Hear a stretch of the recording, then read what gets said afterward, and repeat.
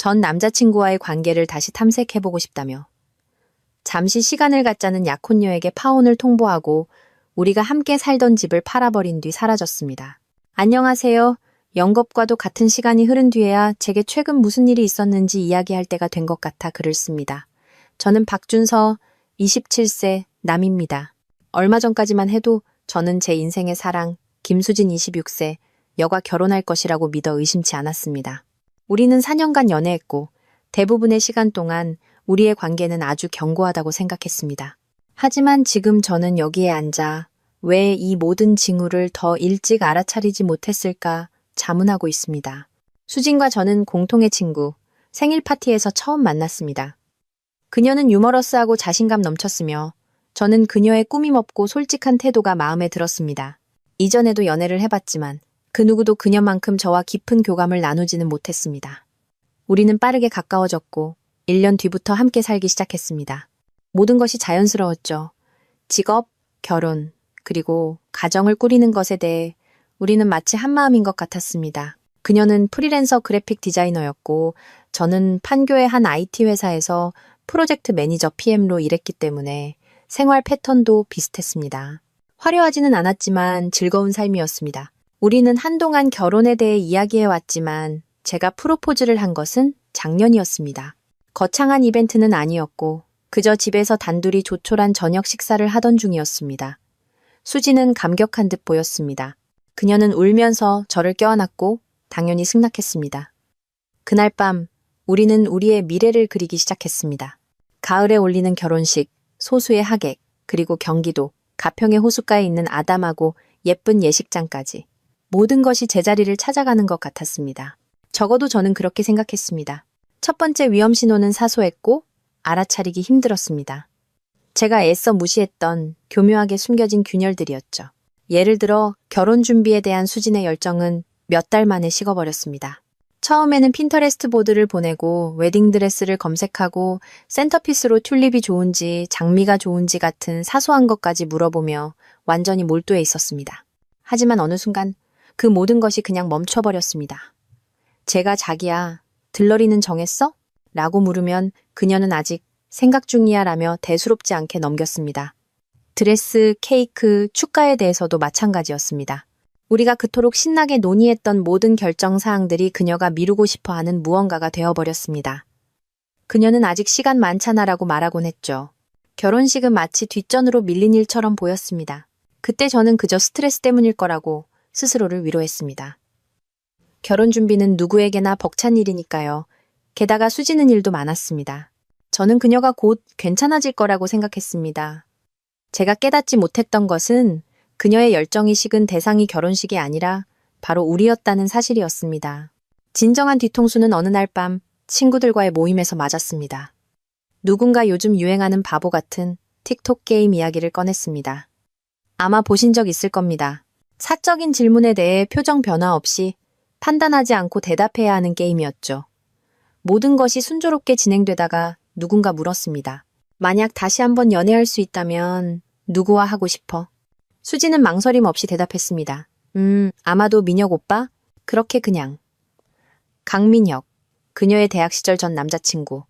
그녀를 처참하게 배신했던 바로 그 사람이었습니다. 그녀가 그 이름을 내뱉는 순간 방 안의 공기는 어색하게 조용해졌습니다. 그녀는 멋쩍게 웃으며 내 말은 다시 만나고 싶다는 게 아니라 그냥 내 과거의 중요한 부분이라서라며 수습하려 했습니다. 저는 당장이라도 그녀에게 따지고 싶었지만 친구들 앞이라서 일단 넘어갔습니다. 나중에 단둘이 있게 되었을 때 저는 그녀에게 물었습니다. 민혁이 형 얘기는 뭐야? 왜 하필 그 관계를 다시 겪고 싶다고 한 거야? 그녀는 마치 아무것도 아니라는 듯 어깨를 으쓱했습니다. 그냥 바보 같은 게임이었잖아, 준서야. 너무 심각하게 받아들이지 마. 그녀는 웃으며 화제를 돌렸습니다. 저는 사소한 일로 싸움을 만들고 싶지 않아서 더 이상 캐묻지 않았습니다. 하지만 마음속 깊은 곳에서는 그 말이 계속 맴돌았습니다. 그날 이후 그녀의 행동은 더욱 무시하기 힘들어졌습니다. 그녀는 휴대폰을 보는 시간이 잦아졌고 카톡 메시지를 보며 묘한 미소를 짓곤 했습니다. 약속을 취소하거나 마지막 순간에 못 만나는 이유에 대해 애매한 변명을 대기 시작했습니다. 미안. 오늘 야근해야 할 것 같아라고 말하거나 이번 주말엔 엄마 댁에 가기로 약속해서라고 하는 식이었죠. 변명 자체가 의심스러운 것은 아니었지만 그런 일들이 점점 쌓여갔습니다. 저는 그녀의 우선순위에서 밀려난 것 같았습니다. 그리고 모든 것을 바꿔놓은 금요일 밤이 왔습니다. 저는 수진과 저녁 시간을 함께 보내고 싶다는 기대감에 부풀어 평소보다 일찍 퇴근했습니다. 배달 음식을 시켜서 밀린 드라마나 볼까 하는 생각이었죠. 조용한 밤을 기대하며 집에 들어섰지만 분위기가 이상했습니다. 그녀는 소파에 노트북을 들고 앉아 있었지만 일을 하는 것 같지는 않았습니다. 그저 멍하니 화면을 응시하고 있었죠. 나왔어. 저는 어색한 긴장감을 풀기 위해 말했습니다. 일찍 왔네. 그녀는 마치 그게 안 좋은 일인 것처럼 말했습니다. 저는 애써 무시하고 저녁을 준비하기 위해 부엌으로 갔습니다. 하지만 집안의 침묵은 숨이 막힐 정도였습니다. 평소 같았으면 오늘 하루가 어땠는지 묻거나 자기 얘기를 했을 텐데 오늘 밤은 아무것도 없었습니다. 결국 저는 주위를 둘러보며 물었습니다. 무슨 일 있어? 그녀는 노트북을 덮고 저를 쳐다봤습니다. 실은 할 얘기가 있어. 순간 제 속이 쿵 하고 내려앉았습니다. 끔찍한 일이 일어날 것을 알면서도 막을 수 없을 때의 그 기분. 저는 한 손에 주걱을 든 채 바보처럼 서 있었습니다. 저는 다가가 그녀의 맞은편에 앉았습니다. 그래, 제가 말했습니다. 무슨 일인데? 그녀는 마치 적절한 단어를 찾으려는 듯 잠시 머뭇거렸습니다. 그리고는 그냥 내뱉었습니다. 우리 관계에 대해 그리고 민혁 오빠에 대해 생각해봤어. 맹세코 저는 거의 웃을 뻔했습니다. 민혁이 형? 진심이야? 그 사람이랑 무슨 상관인데? 그녀는 입술을 깨물며 제 시선을 피했습니다. 내 생각에 나한테 생각할 시간이 좀 필요한 것 같아. 잠시 시간을 갖고 그 사람과 나 사이에 아직 무언가 남아있는지 확인해보고 싶어. 저는 제 귀를 의심했습니다. 잠시 시간을 갖고 내 전 남자친구랑 데이트를 해보겠다고? 너 제정신이야, 수진아? 우리 약혼했잖아. 그런 게 아니야. 그녀는 마치 상황을 무마할 수 있다는 듯 서둘러 대답했습니다. 그냥 내가 너와 함께하는 게 옳은 선택인지 확인하고 싶은 거야. 그리고 만약 잘 안 되면 약속할게. 다시 돌아올게. 바로 그 순간 저는 그녀의 뻔뻔함이 어느 정도인지 깨달았습니다. 그녀는 제가 주변에 머물며 자기가 저를 선택할 만큼 괜찮은 사람인지 결정해 주기를 기다릴 것이라고 생각한 겁니다. 그 순간 제 안에 무언가가 달라졌습니다. 저는 소리치거나 폭발하지 않았습니다. 그저 거기에 앉아 그녀를 쳐다보며 어떻게 이 지경이 될 때까지 아무것도 몰랐을까 생각했습니다. 처음에는 어떻게 대답해야 할지 몰랐습니다. 제 약혼녀가 방금 전 남자친구와 잘 될지 알아보기 위해 잠시의 휴식을 원한다고 통보했습니다. 대체 무슨 말을 할 수 있을까요? 마침내 제가 물었습니다. 그래서 너에게 이 휴식이 의미하는 게 뭔데? 제 목소리는 제가 느낀 것보다 훨씬 차분하게 나왔습니다. 그녀는 마치 이 대화를 준비했다는 듯 자세를 고쳐 앉았습니다.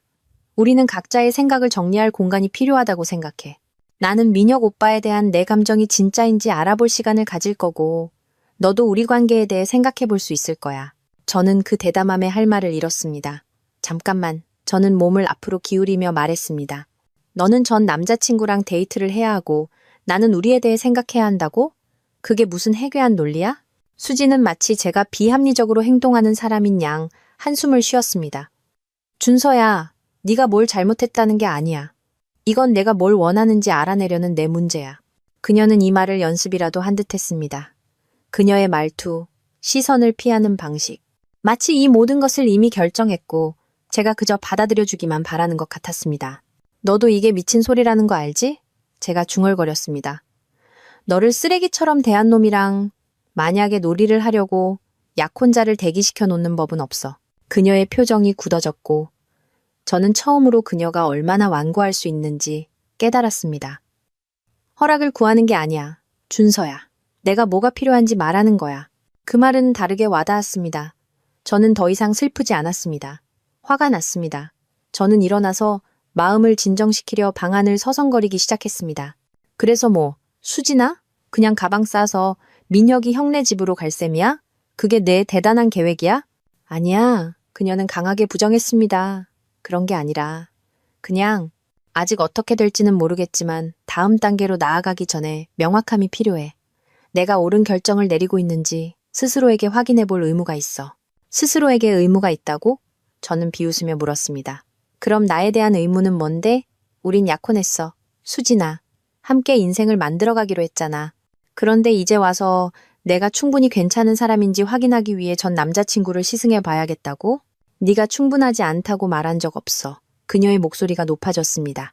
하지만 우리가 평생을 함께 할 거라면 나는 확신이 있어야 해. 그리고 지금은 확신이 없어. 바로 그거였습니다.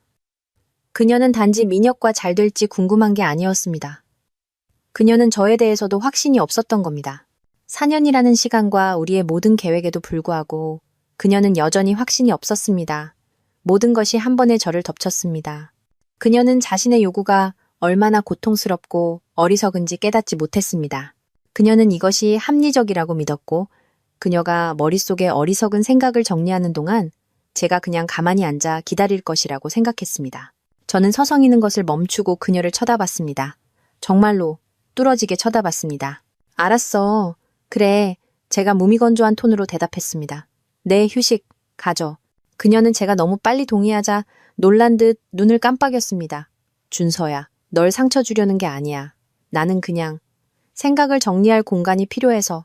저는 고개를 끄덕이며 무표정을 유지했습니다. 알았어. 그게 네가 필요한 거라면. 그녀는 제가 싸우거나 자신을 붙잡아 주길 기대했던 것처럼 잠시 머뭇거렸습니다. 제가 그러지 않자 그녀는 일어나 노트북을 챙기며 중얼거렸습니다. 당분간은 우리 엄마 집에서 지낼게. 이게 영원한 건 아니야. 시간 좀 갖고 나서 얘기하자. 알았어. 저는 간단하게 대답했습니다. 그녀는 어떻게 대답해야 할지 고민하는 듯 저를 쳐다보더니 침실로 사라졌습니다. 그녀가 가방에 물건을 던져 넣으며 부산스럽게 움직이는 소리가 들렸습니다. 저는 소파에 조용히 앉아 있었지만 제 머릿속은 이미 돌아가고 있었습니다. 그녀가 정말로 휴식을 원한다면 그래, 갖게 해주지. 몇 분 후 현관문이 닫히는 소리가 들렸습니다. 그녀는 떠났습니다. 아마도 제가 여기서 기다리며 걱정할 거라고 생각하며 떠났을 겁니다. 그녀는 제가 가만히 앉아서 아무것도 하지 않을 사람이 아니라는 것을 전혀 몰랐습니다. 그녀는 그녀의 환상을 가질 수 있겠지만 저에게는 다른 계획이 있었습니다. 이제 몇 가지를 실행에 옮긴 후에 다시 소식을 전하겠습니다. 이건 그녀가 예상하는 방식으로 끝나지 않을 겁니다. 지난 글에 대한 여러분의 피드백과 제안에 감사드립니다. 지난 한 주 동안 많은 일이 있었고 상황이 어떻게 진행되고 있는지 보고하고 싶습니다. 우선 이 커뮤니티의 모든 분들께 멋진 지원에 대해 감사드립니다. 많은 분들이 제가 가만히 앉아서 기다리기만 해서는 안 된다고 말씀하셨고 여러분이 옳았습니다. 저는 모든 것을 실행에 옮기느라 바빴습니다. 먼저 제 친구 지훈에게 전화했습니다. 그는 대학 시절부터 제 가장 친한 친구이고 좋은 말로 포장하는 성격이 아닙니다. 모든 이야기를 들은 그는 치킨과 맥주를 사들고 왔고 우리는 밤새도록 계획을 짰습니다. 야, 너도 알지? 민혁이랑 잘 안 되면 분명히 기어들어 오려고 할 거야. 지훈이 말했습니다. 물론 그가 옳았습니다. 우리가 이야기를 나눌수록 제가 주도적으로 움직여야 한다는 것이 더욱 분명해졌습니다. 이것은 복수가 아니었습니다. 제 삶의 통제권을 되찾는 것이었죠. 저는 집부터 시작했습니다. 수지는 그 집이 완전히 제 명의로 되어 있다는 사실을 잊은 것 같았습니다. 그녀는 마치 우리 집인 것처럼 행동하는 것을 좋아했죠. 항상 자기가 고른 커튼이나 페인트색에 대해 이야기했지만 주택담보대출금을 내는 사람은 저였습니다. 저는 월요일 아침 일찍 부동산 중개인에게 전화했습니다. 중개인이 집을 보러 왔고 우리는 즉시 매물로 내놓기로 결정했습니다. 우리 동네 부동산 시장은 지금 화랑이라 이미 여러 잠재 구매자가 나타났습니다. 수지는 이 사실을 전혀 모릅니다. 아마 제가 우리의 공동의 집에 앉아 그녀가 감정을 정리하기를 기다리고 있다고 생각하겠죠. 다음 단계는 제 삶에서 그녀를 점진적으로 제거하는 것이었습니다. 그녀가 그토록 고집했던 live, laugh, love 같은 문구가 적힌 장식품들 전부 버렸습니다. 그녀가 꼭 있어야 한다던 예쁜 쿠션들 기부했습니다. 그녀가 남겨두고 간혹과 개인 물품들은 제가 조심스럽게 모두 포장했습니다. 하지만 여기서 저는 전략적으로 움직였습니다. 그녀의 물건을 그녀의 어머니 댁에 그냥 가져다 주거나 가지러 오게 하는 대신 저는 이사업체를 고용했습니다. 그들은 모든 것을 그녀의 어머니 댁으로 가져다 놓고 짧은 메모를 남겼습니다. 내 짐이야. 민혁이랑 잘 해봐. 어떤 분들은 이게 쪼잔하다고 생각할 수도 있겠지만 저는 동의하지 않습니다. 저는 복수하는 것이 아니라 효율적으로 행동하는 것입니다. 그녀는 생각할 공간이 필요하다고 했죠. 글쎄요, 말 그대로 공간을 얻은 셈입니다. 가장 흥미로운 순간은 공통의 친구들이 질문하기 시작했을 때였습니다.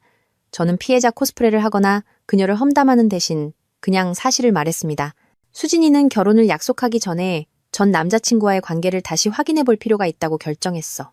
나는 누군가의 백업 플랜이 되는 것보다 더 나은 대우를 받을 자격이 있다고 결정했고, 사람들이 그 말에 어떻게 반응하는지 보셨어야 합니다. 드라마도 비난도 없이 오직 사실뿐. 이야기를 통제하려 하지 않을 때 얼마나 빨리 상황이 바뀌는지 놀라울 정도입니다. 저는 직장에서도 움직임을 보였습니다. 오랫동안 고민해왔던 우리 회사 부산지사 자리에 지원했습니다. 만약 집이 팔리고 그럴 가능성이 매우 높아 보입니다. 이 직책을 얻게 된다면 저는 완전히 새로운 곳에서 새 출발을 하게 될 겁니다. 수지는 이번 주에 몇 번 저에게 연락을 시도했습니다. 처음에는 잘 지내? 같은 가벼운 카톡으로 시작해서 제가 단순히 기다리는 게 아니라 실제로 변화를 만들고 있다는 것을 알게 되자 점점 더 불안해하는 메시지로 바뀌었습니다. 어제 그녀의 어머니가 짐 상자들이 배달되었다고 알려주자 그녀는 패닉에 빠졌습니다. 너 지금 뭐 하는 거야? 왜 다 끝난 것처럼 행동해? 저는 제 대답을 간단하게 유지했습니다. 왜냐하면 끝났으니까. 수진아, 네가 선택했고 이제 내가 내 선택을 하는 거야. 그녀는 울기 시작했습니다. 그저 생각을 정리할 시간이 필요했을 뿐이라며 제가 너무 성급하다며 휴식을 요청했을 때 이런 의미가 아니었다고 주장했습니다. 뭘 기대했는데? 제가 물었습니다. 네가 전 남자친구를 시승하는 동안 내가 충실한 강아지처럼 여기 앉아 있을 거라고? 세상은 그렇게 돌아가지 않아. 하지만 만약 내가 원하는 사람이 너라는 걸 깨달으면 어떡해? 그녀는 흐느끼고 있었습니다. 그렇다면 넌 사람을 당연하게 여기면 안 된다는 소중한 교훈을 얻게 되겠지. 저는 그렇게 말하고 전화를 끊었습니다. 이상하게도 저는 더 이상 화가 나지 않습니다. 대신 해방감을 느낍니다. 제가 포장하는 모든 상자, 제가 취하는 모든 행동이 제가 포기했던 줄도 몰랐던 제 자신의 일부를 되찾는 것처럼 느껴집니다. 지훈이 어제 또 와서 집 포장을 도와주었습니다. 그 역시 제 안의 변화를 알아챘습니다. 너 좀 달라 보인다. 그가 말했습니다. 더 단단해졌어. 그가 맞습니다. 저는 달라졌습니다. 수진이 처음 민혁을 쫓겠다는 욕망을 드러냈을 때 저는 제 세상이 무너지는 것 같았습니다. 이제 저는 제 세상이 무너진 것이 아니라 제가 살아왔던 거짓된 현실이 마침내 해체된 것이라는 것을 압니다. 제가 부산지사 자리에 지원했다고 말씀드렸던 거 기억하시나요? 글쎄요, 합격했습니다. 타이밍이 이보다 더 좋을 수는 없었습니다. 집은 계약이 완료되었고 다음 달에 잔금을 치를 예정입니다. 하지만 이건 시작에 불과합니다. 특히 흥미로운 것은 수진의 민혁 탐색이 어떻게 전개되고 있는지입니다. 공통의 지인들을 통해 그들의 재회한 열정이 그녀가 상상했던 동화와는 거리가 멀다는 것을 알게 되었습니다. 분명 4년이라는 시간이 그를 바꾸지는 못한 모양입니다. 그는 여전히 대학 시절 그녀를 배신했던 그 믿을 수 없는 남자 그대로였습니다. 하지만 여기서부터가 재밌습니다. 수지는 소셜미디어에서 여론을 통제하려고 했습니다. 그녀는 자신을 찾아가는 여정이나 마음이 시키는 대로 같은 애매하고 감성적인 문구들을 인스타그램에 올리기 시작했습니다. 그래서 저도 같은 게임을 하기로 결정했습니다. 하지만 반전을 줬죠. 저는 사실에 기반한 단 하나의 게시물을 올렸습니다. 인생 업데이트, 부산지사 발령 소식을 전하게 되어 기쁩니다. 때로는 문 하나가 닫히면 더 좋은 문들이 열리기도 하죠. 이 새로운 장을 기대합니다. 댓글과 카톡이 쏟아지기 시작했습니다.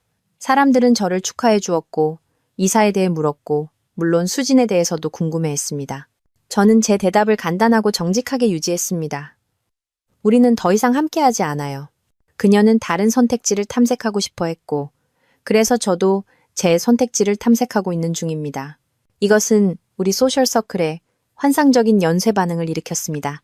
상황에 대해 확신이 없었던 친구들이 수진이 암호 같은 관계 인용구를 공유하는 동안 제가 이 상황을 품위 있게 대처하는 것을 보고는 분위기가 완전히 바뀌었습니다. 그 다음은 직업적인 파장이었습니다. 수진의 프리랜서 디자인 일은 대부분 추천과 인맥에 의존합니다. IT 업계의 공통 지인이자 수진에게 많은 클라이언트를 소개해주던 유라이 19세. 여가 저에게 연락했습니다. 무슨 일 있었는지 알아야겠어? 유라가 카페에서 설명했습니다. 수진이는 각자 성장을 위해 잠시 떨어져 있는 거라고 사람들한테 말하고 다니는데 뭔가 이상해. 저는 유라에게 수진이 민혁과 데이트하고 싶어 했다는 사실을 공유했습니다. 유라의 표정이 모든 것을 말해주었습니다. 그녀는 믿지 못했습니다. 그 주가 끝날 무렵 여러 잠재 클라이언트들이 수진과의 프로젝트를 보류했습니다. 제가 나쁜 말을 해서가 아니라 솔직히 약속을 그렇게 가볍게 여기는 사람과 누가 일하고 싶겠습니까? 수진은 변화를 감지했습니다.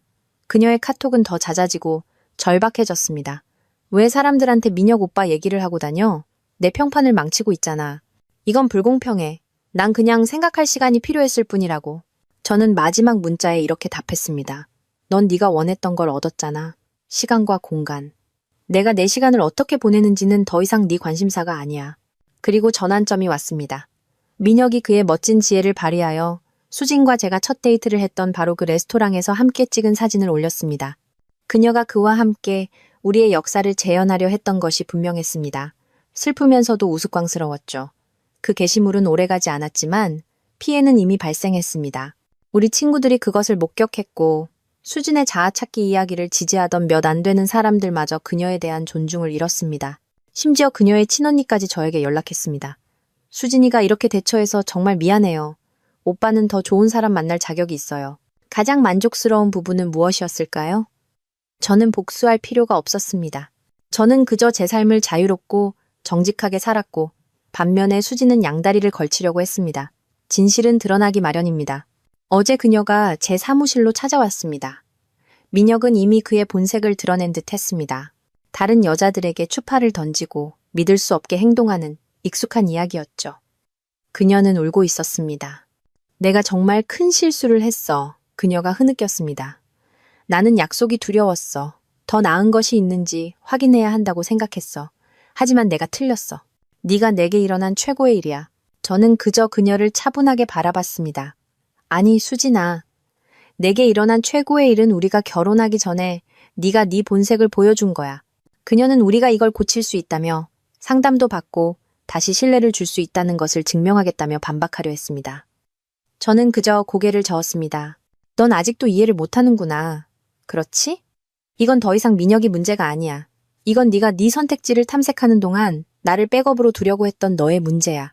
그건 사랑이 아니야. 그건 편의주의지. 그녀는 망연자실한 채 제 사무실을 떠났지만 저는 그 어느 때보다 기분이 좋았습니다. 집은 다음 주에 잔금을 치르고 대부분의 짐은 쌓여 있으며 부산에서의 제 새로운 삶은 한 달 뒤에 시작됩니다. 재밌는 것은 어떤 사람들은 제가 너무 가혹하다고 생각한다는 겁니다. 누구나 실수는 한다고 그들은 설명합니다. 하지만 이것은 실수가 아니었습니다. 그것은 선택이었습니다. 그녀가 민혁에게 카톡을 보낼 때마다 어디에 있었는지, 거짓말할 때마다, 우리의 관계를 보류할 계획을 세우는 모든 순간마다 실제로는 여러 선택지가 있었습니다. 이 모든 것이 선택이었습니다. 부산은 제가 상상했던 모든 것입니다. 제 새 아파트는 멋진 해운대 바다 전망을 자랑하고 이곳의 IT 업계는 환상적입니다. 제 새 사무실 팀도 훌륭합니다. 드라마보다 성장과 혁신을 우선시하는 사람들 곁에 있다는 것은 신선한 경험입니다. 하지만 먼저 서울에서 일이 어떻게 마무리되었는지 알려드리겠습니다. 잔금은 순조롭게 치러졌고 집은 실제로 호가보다 더 높은 가격에 팔렸습니다. 공통의 친구들을 통해 이 사실을 알게 된 수진의 반응을 보는 것은 흥미로웠습니다. 그녀는 직접 차를 몰고 가 새 주인이 이사하는 것을 보기 전까지는 제가 집을 팔았다는 것을 믿지 않았습니다. 여기서부터 정말 흥미로워집니다. 민혁 기억하시죠? 그가 다른 누구도 아닌 저에게 연락했습니다. 그는 문제를 일으킬 의도가 전혀 없었고 수진이 그에게 먼저 연락했다는 긴 메시지를 보냈습니다. 그녀가 휴식을 요청하기 몇 달 전부터 말이죠. 수진은 꽤 오랫동안 그녀의 작은 탐색을 계획해왔던 것입니다. 그녀는 몇 달 동안 민혁에게 메시지를 보내며 자신의 백업 전략을 위한 기반을 조심스럽게 다지고 있었습니다. 아이러니하게도 민혁은 그들의 관계를 끝냈습니다. 그의 말에 따르면 너한테 그렇게 할 수 있는 여자면 누구한테든 그럴 수 있다는 이유에서였습니다. 수진의 직업적 추락은 상당했습니다. 그녀가 줄 세워놓았던 모든 클라이언트들을 기억하시나요? 대부분 다른 디자이너를 찾았습니다. 제가 무슨 말을 해서가 아니라 업계의 소문이 퍼졌기 때문입니다. 그녀의 가장 큰 클라이언트 중 하나는 실제로 저에게 연락했습니다. 약혼에 무슨 일이 있었는지 들었어요. 저희는 장기 프로젝트에 전념할 수 있는 사람을 찾고 있어요. 믿을 만한 디자이너 아시는 분 있나요? 저는 제 재능 있는 지인 한 명을 추천했고 그녀가 그 계약을 따냈습니다. 인과응보라고 할까요? 수진의 소셜미디어 붕괴는 볼만했습니다. 처음에는 소중한 사람을 잃은 것에 대한 슬픈 인용구들이 올라오더니 그 다음에는 성장을 감당하지 못하는 유해한 사람들에 대한 분노의 게시물이 이어졌습니다. 마침내 그녀는 모든 사람에게 자신이 얼마나 행복한지를 보여주려는 절박한 시도를 했습니다. 마지막 것은 꽤 흥미로웠습니다. 그녀는 자신의 디자인 회사를 시작한다고 썼습니다. 3일 후, 그녀는 채용 공고에 지원서를 보내기 시작했습니다. 지난주에 그녀의 언니가 다시 연락했습니다. 수지는 분명 우리 관계에서 치유할 시간이 필요하다며 부모님 댁에 머물고 있다고 합니다. 그녀 언니의 정확한 말은 이랬습니다. 걔는 오빠가 정말 기다려줄 거라고 생각했대. 오빠가 집 팔고 이사 가버리니까 걔 환상이 완전히 깨져버린 거야. 가장 확실한 순간은 옛 친구들과의 영상 통화 중에 일어났습니다. 그들은 동네 소식을 전해주었고 누군가 카페에서 수진을 본 이야기를 했습니다. 그녀는 잠재 고객에게 자신의 포트폴리오 웹사이트가 왜 다운되었는지 설명하고 있었다고 합니다. 분명히 그 웹사이트를 만들고 유지보수해준 사람이 바로 저였다는 사실을 잊은 모양이었습니다. 호스팅 계약이 만료되었을 때 그녀는 그것을 복구할 방법을 찾지 못했던 겁니다. 더 이상 제 관심사가 아니죠. 여기서의 제 새로운 삶은 잘 자리 잡고 있습니다. 저는 지역 암벽 등반 동호회에 가입했고 스페인어 수업을 듣기 시작했으며 심지어 지역 보호소에서 개 한 마리를 입양했습니다. 그의 이름은 제우스, 주스이고 제 전 약혼녀보다 더 훌륭한 동반자입니다. 이곳의 IT 커뮤니티는 정말 환영해줍니다. 지난주에는 개발자 컨퍼런스에서 연설해달라는 초대를 받았는데 만약 제가 서울에 머물렀다면 일어나지 않았을 일입니다. 죽은 무게를 끌고 다니지 않을 때 얼마나 많은 것을 성취할 수 있는지 놀라울 따름입니다. 수진과의 마지막 교류가 한 번 있었습니다. 그녀는 우리의 공유 클라우드 저장소에 있는 오래된 사진 몇 장을 요청하는 이메일을 보냈습니다. 저는 이미 제가 원하는 것을 다운로드하고 몇 주 전에 계정을 해지했습니다. 그녀의 이메일에는 이렇게 적혀 있었습니다. 네가 나를 네 인생에서 지우려고 하는 건 알지만 우리의 기억까지 지울 수는 없어.